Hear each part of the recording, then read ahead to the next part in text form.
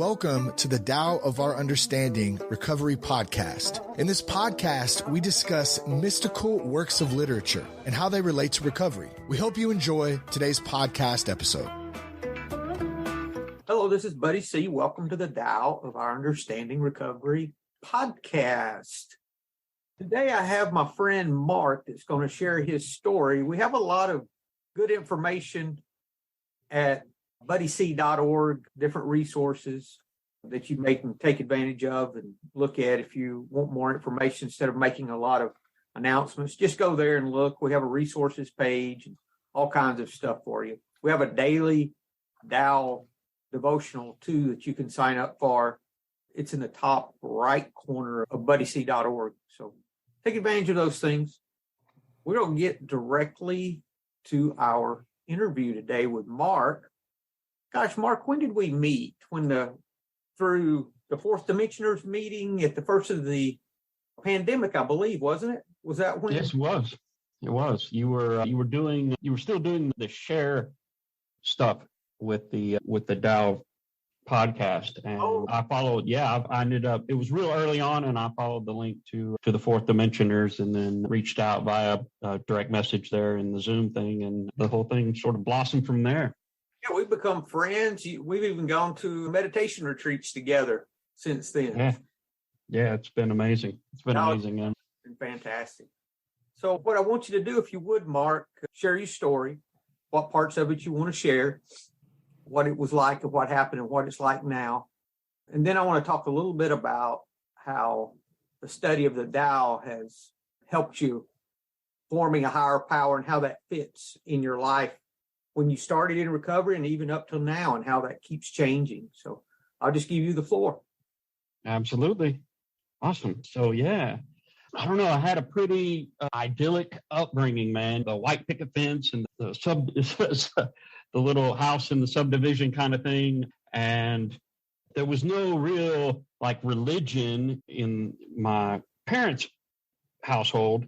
They were rather agnostic. But they would offload me every weekend to my grandmother, who was very fundamentalist Christian, hellfire, damnation, the whole woo. So that colored my childhood there. And when I started using drugs and alcohol in high school, one of the things that we would do, because we were poor and just couldn't get it all the time, like I wanted the drugs all the time, what we would do is we would go to the International House of Pancakes, where they had the bottomless coffee pot, and me and my druggy friends would sit around and argue the non-existence of God over caffeinated pots of coffee, man.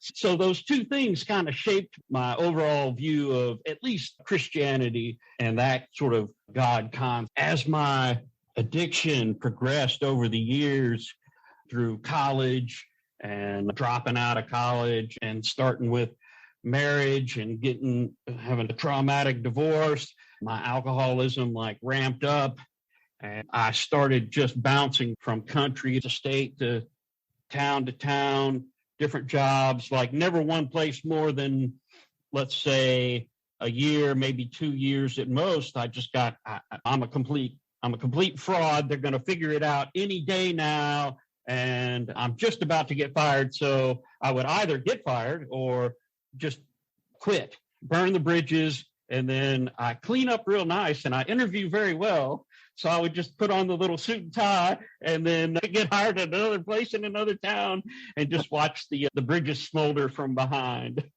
Now, what was that fear, you think, Mark, that was causing all of that? In hindsight, what do you think? Yeah, absolutely. Absolutely. I write computer software for a living and have always done it. And I dropped out of college, so I was never college educated, right? And I always thought the other shoe's just about to drop. They're going to figure out I'm a complete fraud. I never lied on my resume, but I never really had a degree. And I just thought, man, it's coming down the pike now. I've been all over the world, been very blessed to have traveled all over, and I make fast friends.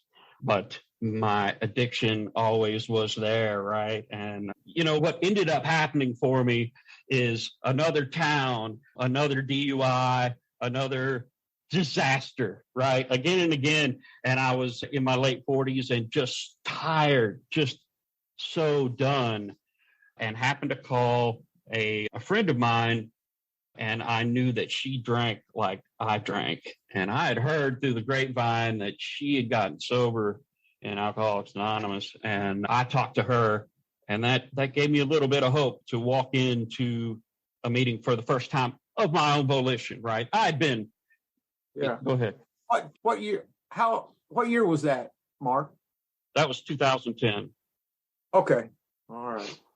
I'm sorry, I didn't mean to interrupt you. I was just wanting to place some time on things. No, absolutely. Absolutely. Your last podcast with Kate, you said something that just gave me chills about the way that the universe works. And to give you an idea of the way that the Tao sort of, in hindsight, like manifested for me, was I knew what AA was, right? I'd been given the nudge from the judge, and I'd been told by the ex-wife to go, and by the parents suggested. So I'd been to meetings, right? But it was always, I didn't want to be there, right? I was just trying to get my damn notes signed, things like that. The first time I walked in, just desperate, right? And just done arguing, fighting. I sat in the back and I heard some stories that touched me, right? And I was back there crying. And at the end of this meeting, the first man who walked up to me shook my hand and said, "You don't ever have to take another drink again if you don't want to." I asked that man to be my sponsor. And I couldn't tell you if he even shared in that meeting or whatever, right? I didn't know him from Adam, and he saved my life, man. It was, I don't know, the universe sort of swirling the right way, if you will. And the interesting thing is not that he was some Zen Buddhist like thrown in front of me. The guy didn't even meditate at all. When alcohol was removed from me, like I got worse, right? And my head was just going absolutely stark raving mad. And while, yeah, absolutely, I'd worked the first step when I walked in the door, but I was trying to argue step 2, and he was just so patient and laid back and not interested in having an argumentative thing over coffee at IHOP with me. He was just like, none of that. Yeah. And I said, what about this meditation thing? Because I'm looking ahead to step 11. He said, I don't meditate at all, but my sponsor does. Go talk to him. And that he happened to be, his sponsor was in SGI, Soku Gakkai International, which is a Nichiren Buddhism thing where you sit and you do a mantra as you meditate. So it's Nam Myoho Renge Kyo, audibleized, right? You say it over and over and over and over, which actually shut down my brain and gave me a little bit of respite, a little bit of peace. Yeah. And I did that for a full year as Kurt took me through the steps. And I had a spiritual experience sufficient to overcome alcoholism, right? Overcome drinking. And at that point, I started to branch out into different, like Shambhala, like the whole mantra thing was getting a little, I don't know, it didn't resonate. And I looked at some Zen stuff and some Rinzai stuff. And over the years, it's just, I don't know, evolved a little bit of Kevin Griffin's one breath at a time Buddhism kind of thing. And it's been a real blessing in my life. And but it's really just changed. I feel like as long as I'm on the path and learning and growing, I'm okay. I'm doing the thing. It continues to evolve, right? What your absolutely conception of a higher power just continues. Absolutely. And case in point is this podcast, right? Your book and our friendship has been like a real blessing in sort of carving a spiritual path over the last couple of years. It's really shaped like my sort of right turn into the Tao, which I knew about, but I'd never really studied per se. It's a real treasure in my life these days. So who knows what the future holds. You still go to meetings now? You still go to AA meetings? Absolutely. Probably guys. I sponsor about four different guys, and I probably go to 4 or 5 meetings a week. I've got one Zoom home group and one here local person-to-person home group, and I've got service commitments at different places. Giving back is one of the ways that I stay sober doing this thing. It's about helping you. Right? It is the Tao of virtue. It's the path of virtue. Indeed. virtues involved, there's going to be giving. Yeah. That's good. So you've been sober since your first meeting, or did you have some time in and out? I would love to say that February 15th, 2010 was last drink, but man, I jumped into the deep end, man, and let's do all the things and have all the service work and be the GSR and all this. And it just got so much. And at some point, I just had the thought that, wow, man, I've been sober for 5 years and my goodness, I just want my life back. And so I was in California at the time, and you can get the little marijuana cards, like just whatever, right? A little $25 doctor visit. So yeah. And of course, I didn't want to smoke one joint and then go back to AA. Honestly, I did what any real alcoholic does, which is quit my job, cash out my 401k, buy $50,000 worth of weed, and go live in the forest for 6 months. Wow. I didn't know that. Wow. Yeah. It was peaceful. Until it wasn't, right? What's that? Until it wasn't. Yeah. Eventually it caught back up to me, and I landed in rural Kentucky, and I just didn't think I could get sober in middle of nowhere, Kentucky. But yeah, I knew what to do, right? I'd done all the things. So it was the difference between maybe hope and faith, right? I knew that if I just did the next right thing, just went to the meetings and did what I had done, that I could get and stay sober. So I was out for a couple of years, and then what was the what did you do different the second time than the first time? How did you keep from making, was it an error that you for doing too much service, or was you looking at service from the wrong view, or what do you think it was? Did you even consider that, or did you just bear down and work the program? I just worked the program. It was a case of there's a silly saying about don't let the life that AA gave you take you away from your AA life, right? Yes. And I simply thought, I'm just spending too much time in AA. I want my life back. And that's just not the way to look at it. I was just wrong-headed about the whole thing and just lost my gratitude, maybe. Yeah, I was talking to a friend of mine that I was quasi-sponsoring. You know how that is. And we were talking, and he said, when I'm doing service, I'm doing that for me too. So how is that really helping me? Something like that. And I told him, I said, if you're doing service out of a bad motive, I said, it won't be long until it starts upsetting you when people don't react the way that you want them to react. And I said, when you're doing service out of a pure motive, that's what it was. He said, my service, I don't think is out of a pure motive. I want something from it. So how could it? He was overthinking it. And I told him, I said, you'll get mad. And he bought a guy a big book, and the guy never showed up again. And he got resentful at the guy. He said, here, I bought him a big book, and he didn't even show up. I said, that's what I'm talking about. I said, you shouldn't buy him a big book if you're going to expect anything out of him. Yeah.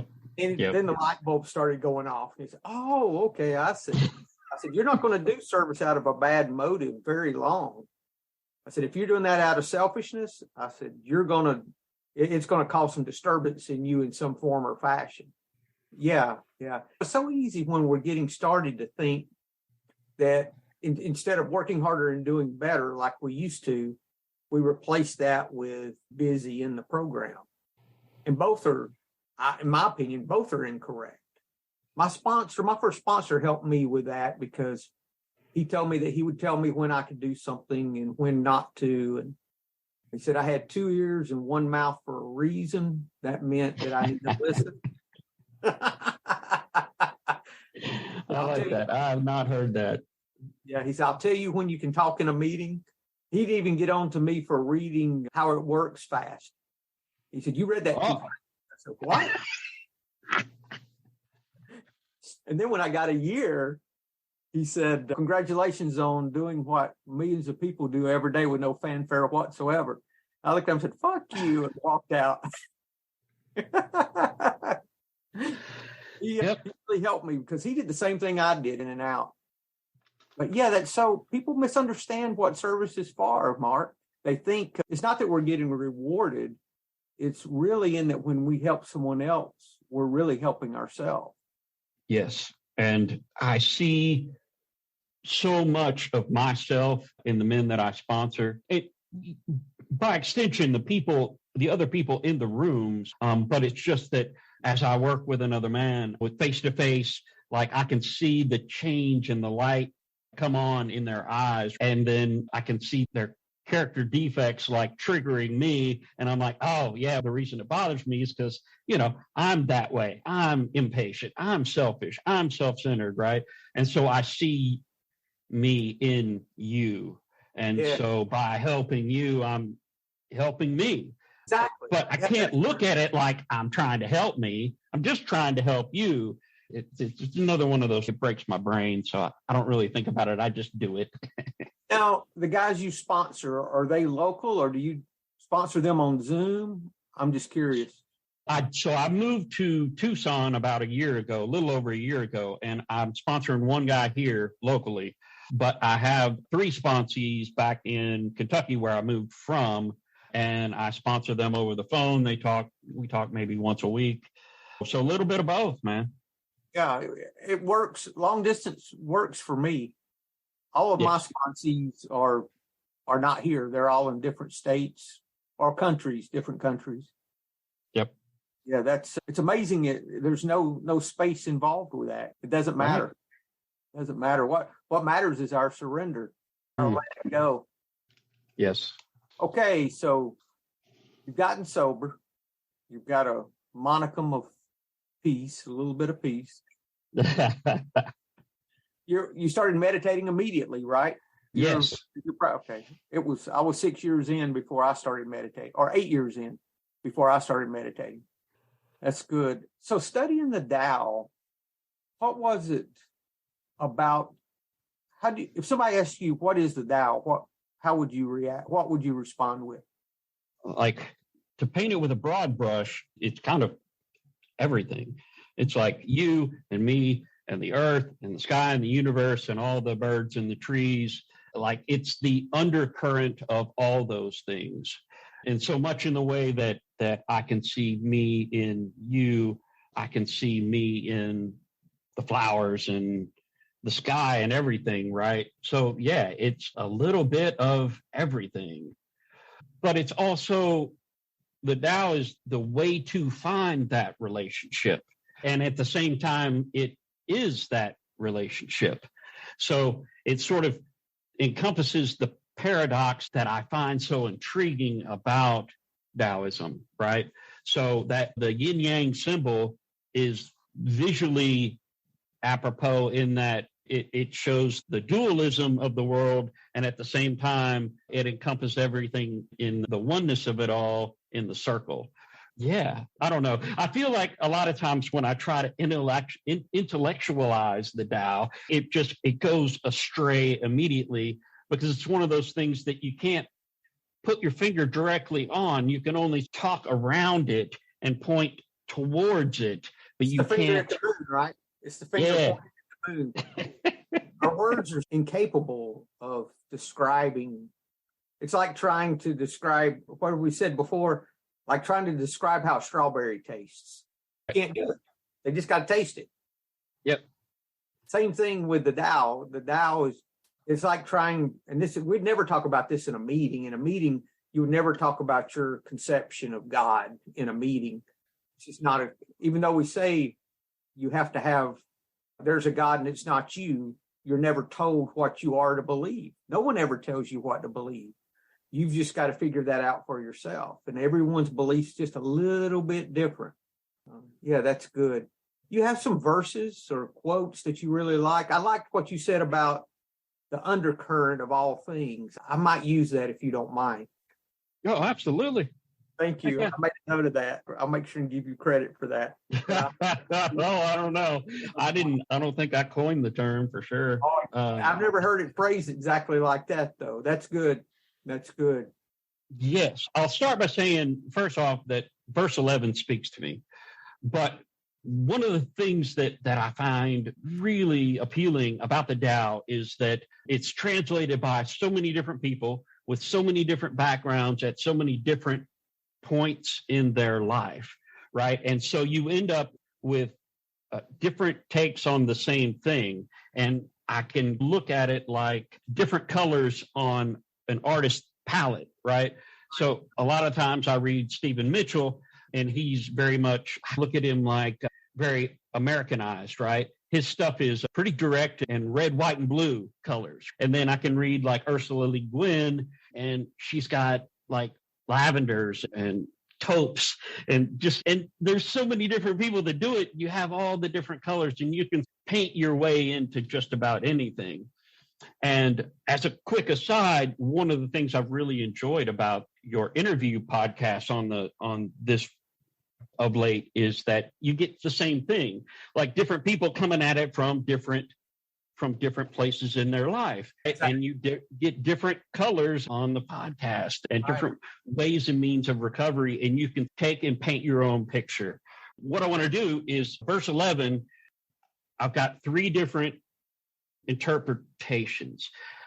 One by Heinz-Su Finkel, one by D.C. Lau, and one by Ralph Allen Dale. And it's a 4-stanza chapter. And the first 3 are basically the same, regardless of where you read it from. So I'm going to read the first 3 lines from Heinz-Su Finkel, and then I'm going to read the 4th from each of the 3 different people, because I think it I don't know, paints an interest. I'll let you take away what you take away. Yeah. So I like the amalgam of putting it all together like this. Yeah. 30 spokes share a central hub. It is the whole that makes the wheel useful. Mix water and clay into a vessel. Its emptiness is what makes it useful. Cut doors and windows for a room. Their emptiness is what makes them useful. Therefore, consider advantage comes from having things, and usefulness comes from having nothing. And D.C. Lau reads the last line as, thus being is beneficial, but usefulness comes from the void. And Ralph Allen Dale, thus do we create what is to use what is not. Whoa, I like that. Yeah. And Stephen Mitchell's is we work with being, but non-being is what we use.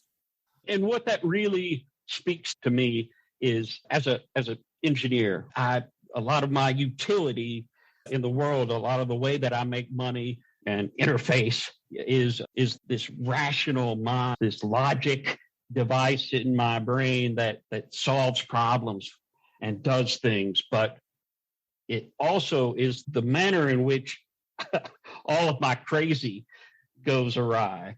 And it is, I've found through meditation and the place that I can get to from time to time when ego drops away, right?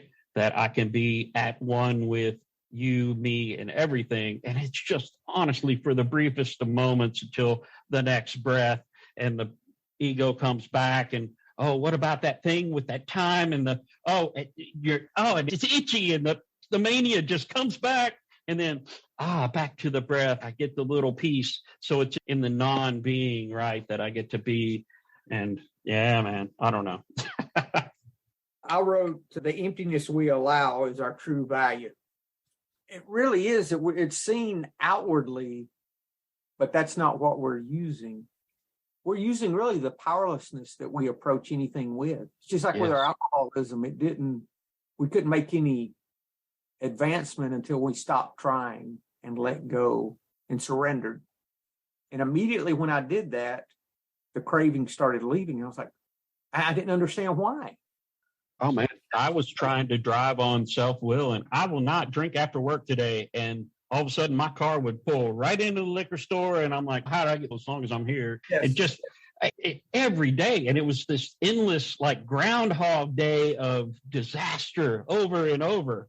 And it wasn't until I just like, look, I don't know, that the universe put a very patient person in front of me who would have none of my arguments, which really at that point, I was just so done anyway that he really didn't have to do a lot.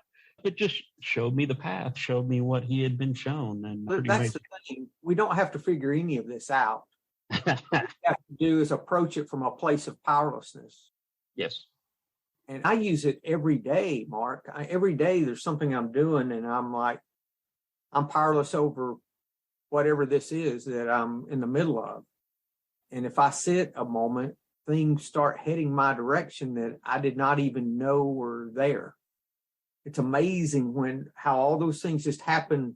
It's like we start noticing our life instead of running it. We just notice. There's a quote I really like. It says, the man of Tao stands on what is already moving. I can't see what's moving if I'm trying to move everything myself. That's beautifully good. Said.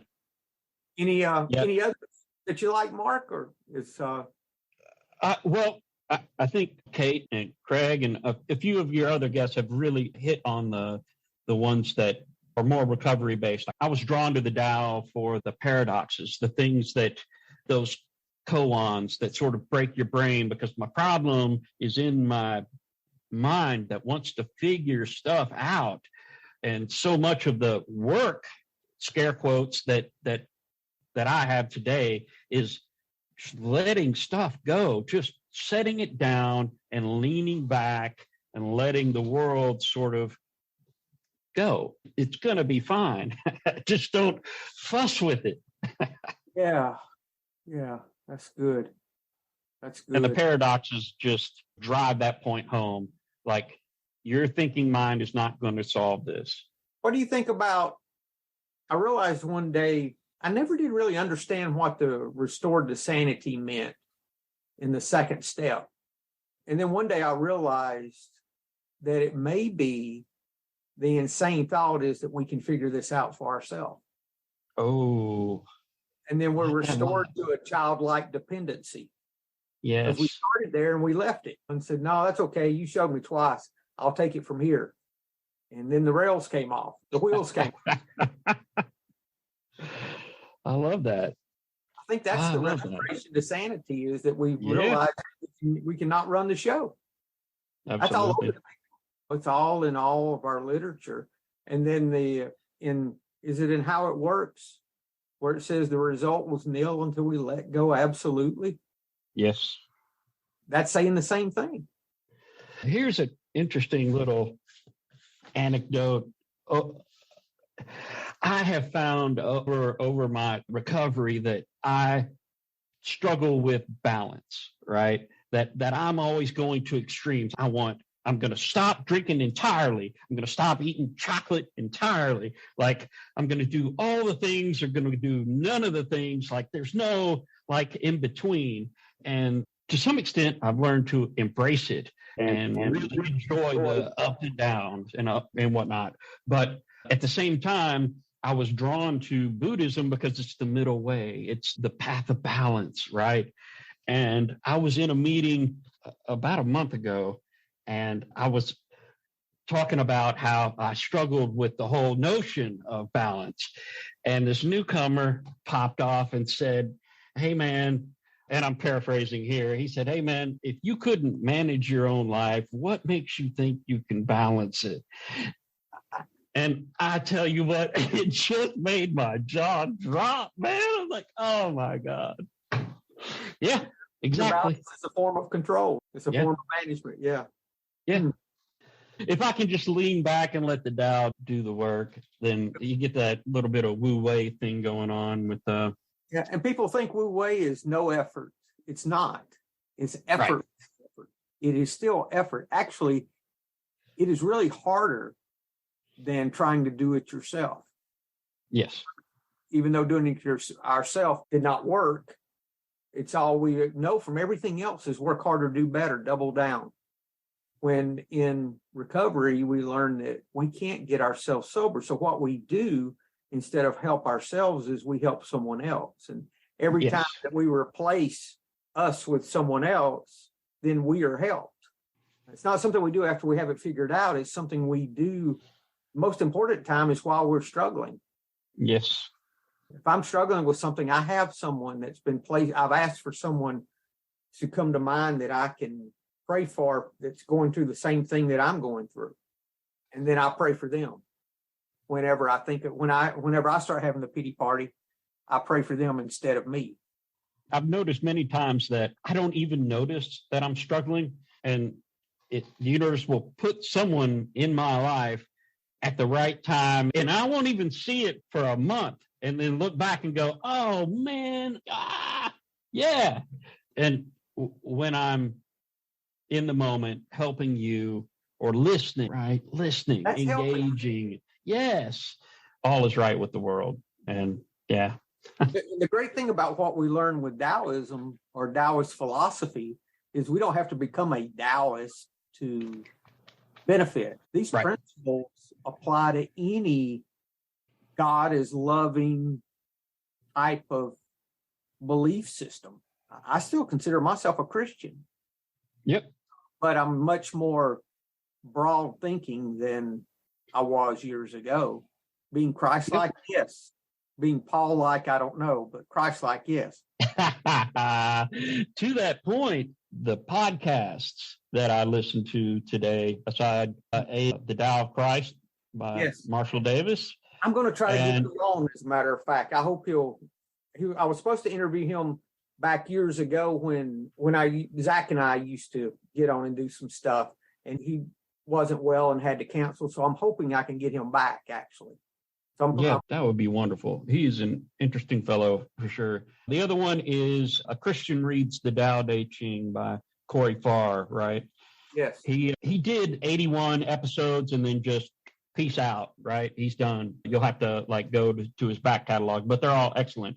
And the reason that I mention those is not so much from a Taoist perspective as we live in the Western world where it is Christianity, right? And the bulk of the guys that I sponsor are Christian and Jesus. And so it helps me, one, get over my childhood resentment, right, of Christ and the sort of gut level reaction to the, I don't want to talk about it kind of thing, and help me relate to them, but also spin the Tao in terms of Christianity that they can understand, to help maybe pry open the lid of Christianity so that, hey, have you thought about it this way or that way?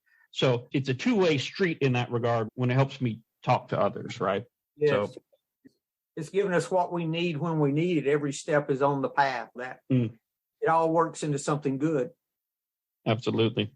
It's doing that all the time, whether we realize it or not. Yes. Anything else you want to share? Any books? What's your favorite? You reading anything good right now? Or are there any reference books that you go back to or any of that? So on the daily, I read your daily email, but I also have a daily 365 Tao by Ding Ming Tao. I think I have that. Okay. It's just 365 little sayings. Yeah. And as humans, we do the pattern recognition thing, right? It's the thing that when you see a stick, you might see a snake, right? It's actually safer to see a snake and jump back than to not just to see the stick and it actually be a snake, and then you get bit and you die and then you don't procreate. So anyway, the whole pattern recognition thing, I enjoy seeding my day with the Tao, and then sometimes it will sprout throughout the day and I'll go, oh, wow, that's cool. And I like the little reminders and synchronicities that sort of ebb and flow through life. Yeah. And that's great. That's great. Anything else you want to share before we go, Mark? Listening. Let's say someone's brand new. Yeah. They're just dipping their toe into recovery. Okay. And they've survived through this whole podcast and they've stayed. First, I want to apologize. But second, Okay, let me leave you fair list with a quote. I think it's a Terence McKenna quote from a while back, but the essence of Taoism and why its roots in nature are so powerful is because what Taoism is saying is that if you will quiet your mind and pay attention, you will find that you are supported and cared for by the dynamic of the universe. And this should be obvious by virtue of the fact that you are even alive. How unlikely is your existence? I put it to you, pretty unlikely. And yet here we are. Do you think this was just the greatest series of well-rolled dice in history? That's silly. That's ridiculous. Probability would never have delivered us to this room this afternoon. Probability, sculpted by loving intent, has delivered us to this room this afternoon. Wow. And I would reiterate what you were told, that they never have to drink again, and you don't have to do this alone. You do not have to be alone anymore. Absolutely. Thank you, my friend. I appreciate you being here today. Thank you so much. Hello, this is Buddy C. I wanted to make you aware of several recovery-related resources that I've posted in the episode description. These resources include a list of recovery podcasts, a free sober meditation app, daily recovery email, shared Google recovery calendars. Hope you put some of these resources to use and have a great week. Thank you for listening to the Tao of Our Understanding Recovery Podcast. If you enjoyed this episode, please share it with your friends in recovery.